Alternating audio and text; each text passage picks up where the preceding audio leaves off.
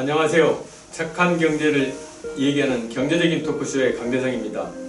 여러분은 죽음에 대해서 어떻게 생각하고 계십니까? 너무 무거운 주제인 것 같기도 한데요. 한동안 웰다잉이라는 열풍이 불면서 유언장을 미리 작성을 해보거나 또는 관에 들어가는 체험들을 하는 그런 프로그램들이 유행하기도 했었죠. 예전에는 죽음이 그저 두렵고 피하고 싶은 것이라는 생각이 들었지만 최근에는 죽음에 대해 다시금 생각할 수 있는 시간을 갖는 분들이 주위에 많이 있는 것 같습니다.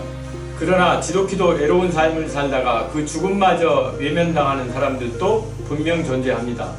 죽음은 누구에게나 평등하다라는 창업정신으로 전국 유일 장례 전문 사회적 기업이 있습니다. 효드림의 윤주성 대표님을 오늘 모셨습니다. 안녕하세요. 안녕하세요. 반갑습니다. 새해 복 많이 받으세요. 네, 감사합니다.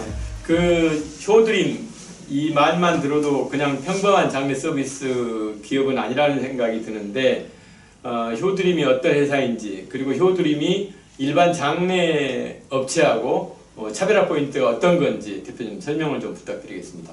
네, 문자 그대로 효드림은 효의 정신이 있습니다. 네. 누구나가 아름다운 여행처럼 아름다운 마무리를 하는 것이 어떻게 보면 꿈일 수도 있죠. 그래서 그런 것들을 우리가 만들어 나가는 그런 희망을 이야기할 수 있는 회사이기도 한데요. 네네.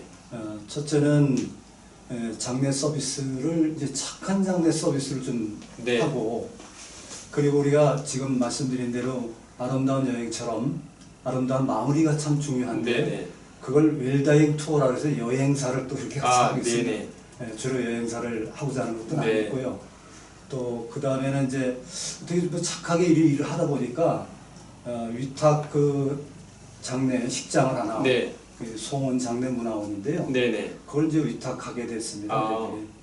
그리고 이제 나머지는 이제 사회공헌 활동도 하겠지만은 그 일자리 센터가 하나 있는데요. 네. 그걸 통해서 어떻든 저희들은 2015년도에 대표님께서도 관심 갖고 네네. 저희들 좀 도와주신 것 같은데요. 네네. 아이고. 그리고 인증사회적 기업을 네네. 2015년 11월 달에 받아서 지역에서 좀 착한 기업으로 네. 장례 서비스이면서도 아름다운 마무리를 하는 것, 네. 여행처럼 하는 것들을 저희들이 테마로 잡고 네.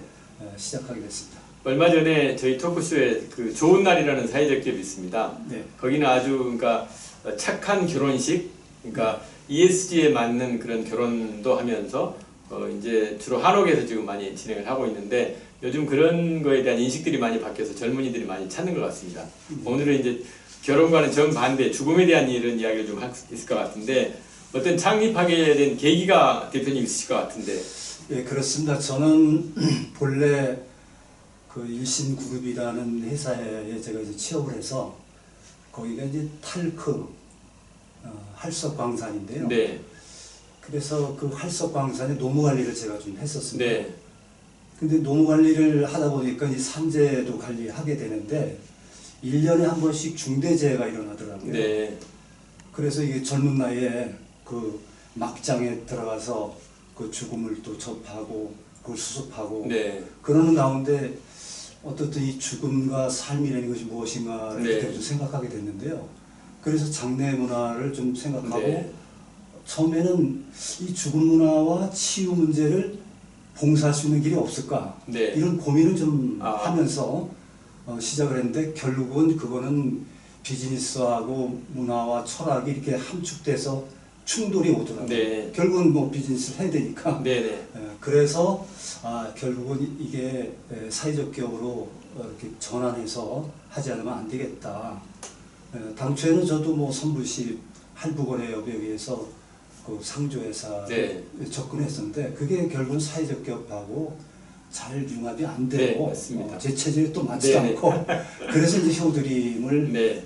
2013년도에 해서 그때 이제 예비 사회적 기업을 하게 됐죠. 네. 그래서 2015년도에 인증 사회적 기업으로 이렇게 전환해서 오늘에 이르렀습니다. 저는 그 대표님 정신, 그러니까 죽음은 누구에게나 평등하다 이렇게 이제 이야기를 하고 계시잖아요. 네. 그러니까 옛날에 이제 어떤 사회적으로 상당히 성공하신 분께서 돌아가셨어요. 그런데 이제 지금은 장례장들이 화장장이 좀 많잖아요. 네. 그런데 이제 되게 이제 그런 분들은 장례 일정들이 이렇게 시간별로 딱딱딱 짜 있잖아요. 네. 그런데 이제 제일 막힌 게 화장장이었어요. 화장장. 예, 예. 그래서 화장장에 가서 이제 좀 빨리 좀 하려고 그러니까 화장장에서 했던 소리가 저기 하늘나라 갈 때도 돈 많은 사람이 그렇게 혜택 보면 안 된다. 그런 이야기를 하셨다는 이야기를 들었거든요. 근데 이제 우리 대표님께서 창업 정신이 죽으면 누구에게나 평등하다 이렇게 이제 정신을 갖고 계시는데 이제 대표님께서는 특히 이제 평등하기 때문에 어떤 돈 많은 사람, 부유층 그런데 또 거기에 반해서 무연고 사망자나 기초생활수급자들은 또 장례 치르기마저 어려운 환경에 있잖아요. 그래서 그런 분들에 대한 관심을 많이 갖고 계시는 것 같은데 그런 이야기 잠깐 나눠보죠. 예, 그렇습니다. 사실은 죽음은 평등한 것입니다. 특히 돈 많은 사람들만의 죽음이 아니라 사회적 교배를 하게 된 배경도 사실은 무연고자, 특히 요새 그 상당히 이슈가 되고 있는 고독사 같은 게 좀 많이 일어나는데 이제는 죽음이 결국은 40, 50대도 고독사로 지금 증가가 되고 그리고 이제 고령 사회에서 또 노인들이 많이 이렇게 함께 이렇게 마무리를 하는 시간을 갖게 되는데요. 그런 의미에서 저희는 사회적 기업이 결국은 이런 일들을 함께 해야 된다. 이런 측면에서 하게 됐죠. 그래서 무연고 이 문제는 상당히 우리가 이제 짚어나가야 되고 네네. 이런 사회적 기업이 이런 경제적인 그런 문제도 있지만 네네. 사회 서비스 측면에서 좀 네. 접근해야 된다. 이렇게 보고 있습니다. 그 무연고 사망자나 기초생활수급자 장례식을 치를 때 많은 생각이 좀 들 것 같은데 측은한 마음도 들 것 같고 그런데 이제 장례 절차가 그러면 어떻게 이루어지나요? 이제 무연고 사망자는 주로 지금 어떻든 우리 이 사회가 경제적인 발전을 했지만 좀 어떻게 보면은 좀 불행한 사회입니다. 네. 그게 이제 특히 무연고자에 대한 문제인데요. 가족이 없거나 네. 가족이 있어도 포기하는 그런 사례가 많이 아. 있거든요.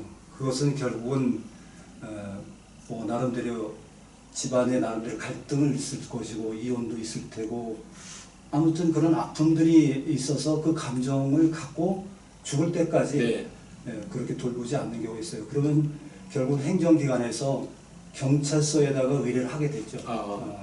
그 신원조회를 해서 가족이 있나 없나. 그럼 가족이 있으면 그 가족에게 호기각서를 받아서 그리고 저희 사회적 기업에게 네. 장례 의뢰가 들어와서 이렇게 절차를 밟고 있습니다. 특히 이 사람이 무연고가 수급자일 경우는 80에서 100만 원 정도는 예산이 나와서 정부에서요? 예. 근데 이분이 수급자가 아닐 경우는 저희들이 책임지고 또 네네. 공사하는 경우도 많이 있습니다. 그 장례 비용 이슈가 또 있을 것 같은데 이제 우리 지금 사회적 기업이잖아요. 네. 사회적 기업 물론 사회적 가치도 창출을 하지만 경제적 가치가 있어야 이제 지속 가능하잖아요. 예. 그래서 그 비용을 어떻게 부담을 하는지 아까 이제 말씀을 일부러 해주셨는데 결국 이익을 또 내야 되잖아요. 그래서 기존에 다른 사업에서 이익을 내서 이것까지 커버를 하시는 건지 구조가 지금 어떻게 돼 있습니까? 그렇습니다. 이게 뭐 계속 그 무연고 사망이라든지 수급자 장례라는 것이 계속 지속적일 수는 없습니다. 네. 그래서 제가 다행히도 장례식장을 하게 된 배경이 상당히 제가 이제 도움이 됩니다. 왜냐하면은 이제 수급자가 아니고 이제 예를 들어서 무연고자 같은 경우는 그 조사하는 기간이 한 달 15일 그렇게 걸리면 그 연고 파악이 어떨 땐 한 달 걸리는 경우도 있습니다. 그건 물론 뭐 공직에 있는 사람들이 더 빠르게 좀 진행이 됐으면 되는데 그러면 그 시설료를 한 200만 원 정도 내야 되니까 80만 원, 120만 원을 저희들이 부담해야 되는 문제가 있어서 제가 장례식장 하기는 그러면은 참 잘했다 이런 판단에서 하고 있고요. 그래서 일반 장례는 좀 하고 있습니다. 어떻든 뭐 어려운 사람들은 사회적 가치 차원에서 하고 좀 가족이 있거나 이런 분들은 일반 장례를 통해서 수익을 창출하고 그리고 요새는 자연장을 많이 합니다. 묘지 작업 또 개발하고 이러면 또 입찰도 좀 보고 그런 데서 좀 수입 보고 이렇게 나누고 있습니다. 그 지금까지 이제 보통 장례를 치르다 보면 고인을 보면서 가장 기억에 남는 그런 분이 계실 것 같은데 그런 분 한 분 소개 한번 해주실랍니까? 가보면 무연고 사망으로 가신 70 78년생 여자분인데 그거는 이제 78세 그때 당시 78년생이면 몇 살인가? 78년생. 네, 네. 78년생이 그렇게 무용으로 가는 경우에 네네. 갔는데 그 인천 길병원 같은데 기억으로 네. 그게 가끔 합니다. 그런데 경기권에서는 그래도 요새는 공영장례라는 제도가 있어서 장례 서비스와 추모 의식을 함께 해서 한 네. 160만 원 정도 책정돼서 잘 성행이 되는데 지방은 아직도 그게 아직도. 공영장례 조례는 돼 있지만 잘 안 되고 있어요. 네. 그래서 보니까 이제 공영장례 한다 그러니까 처음에 그 직원, 그 시청의 직원이 나와서 그 상황을 봤는데요. 그 저희들이 이제 추모 의식도 하고 장례염도 해주고 그리고 이제 거기서 뭐 이렇게 옥련도 하고 그때는 제가 완장을 찹니다. 제가 상준으로서 하는 거죠. 네네. 그래서 뭐 절도 하고 78년생이면 저보다 한참 먹겠죠. 그렇죠. 네. 제가 이제 절을 올리고 그리고 묵념도 하고 꽃도 올리고 마침 이제 우리가 상현소리라는 게 있는데 네. 그걸 길다꿈 소리라고 해서 진도에서 그 씻긴 곳에 나오는 그 제목입니다. 네네. 그게 이제 유네스코에서 등재된 그런 소리들을 하는 분을 모셔다가 그 소리를 하고 또 뭐 조시를 낭독을 당장 제가 뭐 즉흥 네. 하기 그래서 천상병의 기천이라는 시를 한번 네. 낭독하고 그래서 추모 의식을 이렇게 했더니 그 공무원이 아주 눈물 흘리면서 이 정도 하면은 고인께서 좋은데 가시겠네요 이런 얘기를 할 때 존재감을 느꼈습니다. 네. 제가. 그 이제 고인 돌아가신 분들에 대한 얘기를 많이 했는데 이제 살아있는 사람들이 이제 죽음을 맞이할 때 웰다잉 이런 이야기를 많이 이제 하잖아요. 아까 이제 서두에도 이야기 잠깐 했지만 웰다잉을 이제 한다 그러면 저희들이 뭘 준비를 해야 될까요? 어떻든 우리는 언제 어디서 어떻게 죽을지 모르거든요. 네. 그래서 지금은 이제 그게 이제 중요한 문제인데요. 우리가 오래전에는 웰빙을 하여튼 많이 주창을 했는데 그거 못지않게 웰에이징이라고 해서 잘 늙어가는 것도 중요하고 그런 것들이 잘 되면은 결국은 웰다잉은 자연스럽게 하는데 뭐 잘 죽자는 의미 아닙니까? 그래서 그렇게 준비하기 위해서는 그 어떻든 버킷리스트 같은 거 좀 작성하고 또 그리고 유언장도 저도 1년에 한 번씩 써보는데요. 네. 어떤 분이 유언장을 매년 쓰라 그러더라고요. 예, 쓰면은 그 다음에 뭐 해보든지 하여튼 언제가 한번 읽어보면은 아주 기막힌 생각을 했더라고요. 그 생각만 하지 말고 행동하면 세상은 변할 수 있거든요. 그 내 모습도 변할 수 있고 삶이 변할 수 있다. 그런 측면에서 매우 중요하다 생각합니다. 그 지금 이제 하고 계시는 게 이제 유품 정리, 청소 이런 것 하고 있잖아요. 그거 잠깐 어떻게 진행되는지만 소개를 한번 해주시죠. 네, 그 하이닉스에서도 그런 제도를 해서 많이 투자해서 지역사회에서 역할을 했죠. 배를 눌러서 인공지능식으로 해가지고 움직이지 않는데 그런 것들을 뭐 하이닉스에서 많이 도움을 좀 받은 게 있는데요. 결국은 가서 뭐 야구르트 아주머니를 통해서 가서 확인하는 그런 제도도 있고 뭐 그런데 지금은 이제 그렇게 할 수가 없는 게요.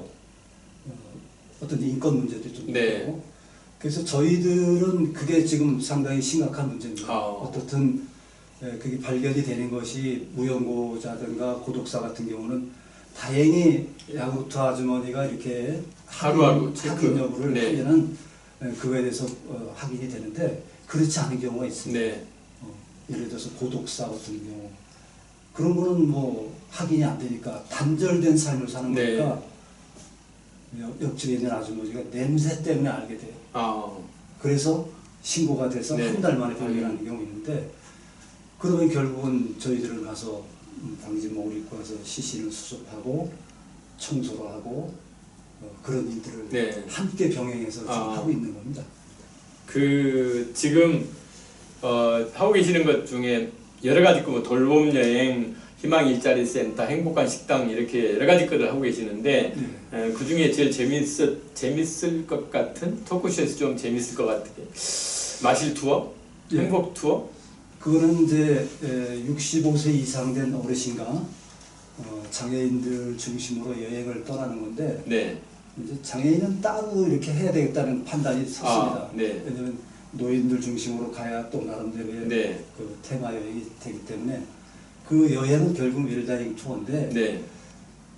법정 스님이 그런 얘기를 했어요. 우리 삶이라는 것은 저 들판에 꽃하고 다름이 없다. 네. 저 꽃이 지고 또 열매를 맺고 또 꽃이 피고 네. 그 생사와 둘이 아니다. 네. 그거를 명상하고 사유하는 거다. 네.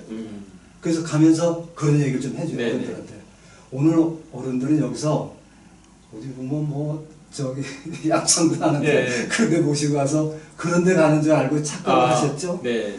근데 그 모시고 가서 그런 얘기도 좀 하고 우리가 사과 하나를 먹더라도 전에는 무심코 먹었지만 이제는 사과가 여기까지 온 과정을 생각하면 네.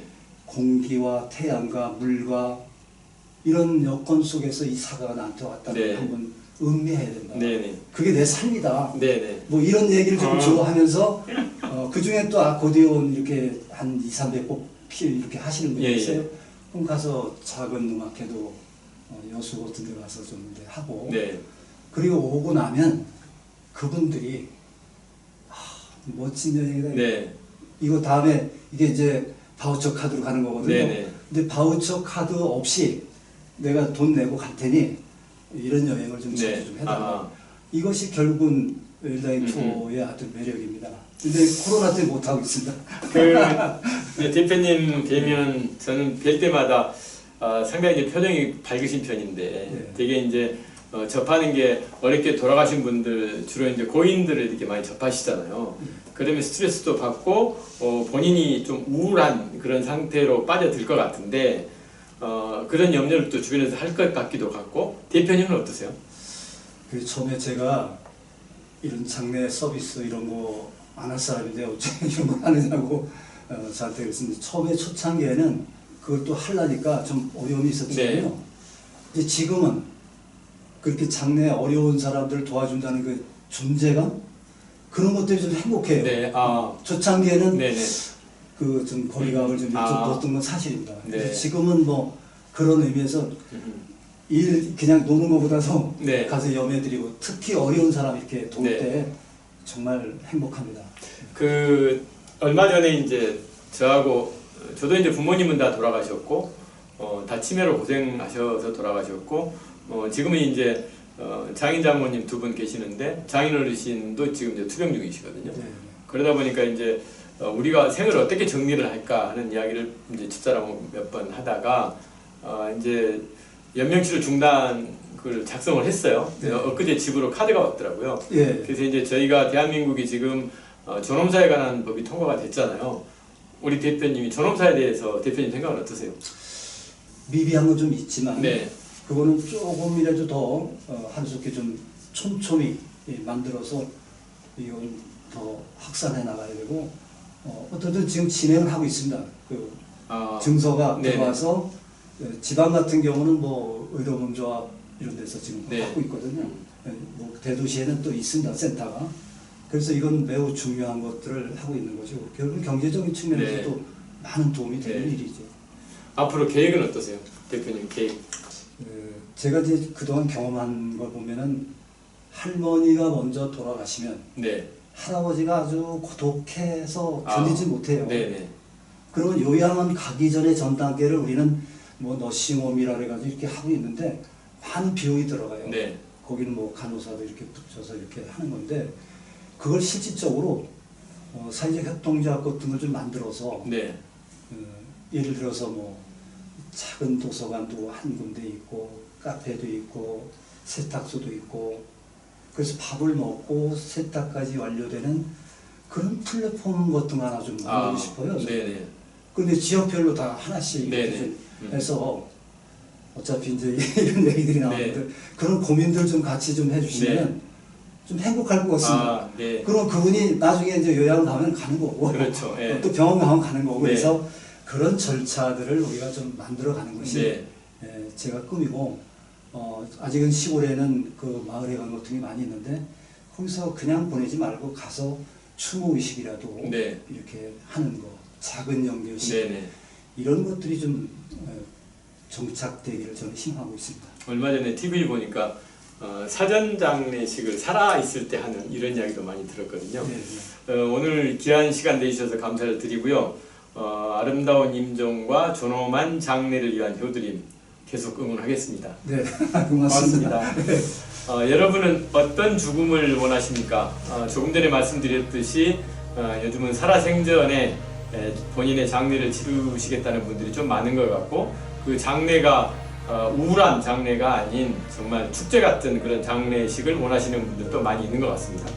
그래서 본인이 가장 좋아하는 음식을 장만해서 그 종객들을 미리 받아서 그분들께 대접을 해드리는 이런 이야기도 들은 적이 있는데요. 이제 오늘 말씀 나눴던 웰다잉이란 인간으로서의 존엄성과 같이 품위를 지키며 삶을 마무리하는 것을 의미한다고 생각을 합니다.